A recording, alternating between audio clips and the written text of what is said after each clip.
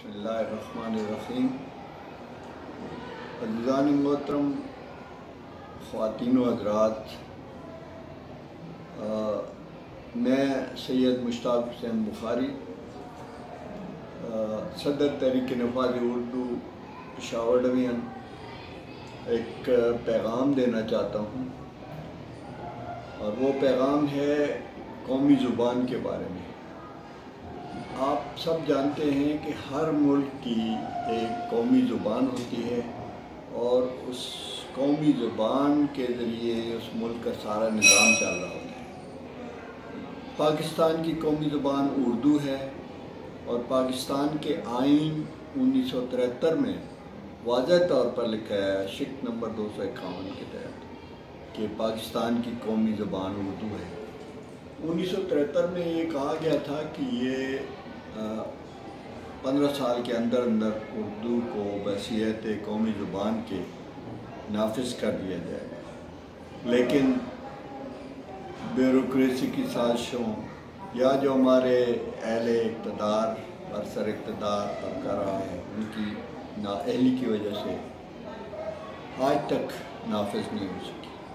2015 में supreme court ने फिर फैसला दिया कि उर्दू कौमी ज़ुबान है, इसको जल्द अज जल्द नाफिज किया जाए और तमाम कौमी और सूबाई हुकूमतों को ये पैगाम पहुँचाया गया। लेकिन बड़े अफसोस की बात है, इंतहाई दुख की बात है कि वो पैगाम, वो जो फ़ैसला है सुप्रीम कोर्ट जैसे मुअज़्ज़ज़ अदारे का, उसकी तौहीन हो रही है, आइन की तौहीन हो रही है और उस कोर्ट की जो आला हमारे अदलिया है, अदालत उज़्मा है, उसकी तौहीन हो रही है।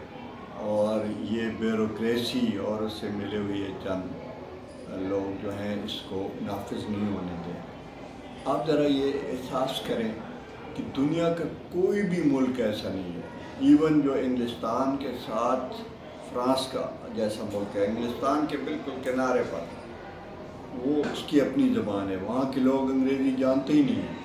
हाँ, अंग्रेज़ी पढ़ने के लिए हर मुल्क में पढ़ी जाती है, अंग्रेज़ फ्रांसीसी पढ़ रहे हैं, फ्रांसीसी अंग्रेज़ पढ़ रहे हैं।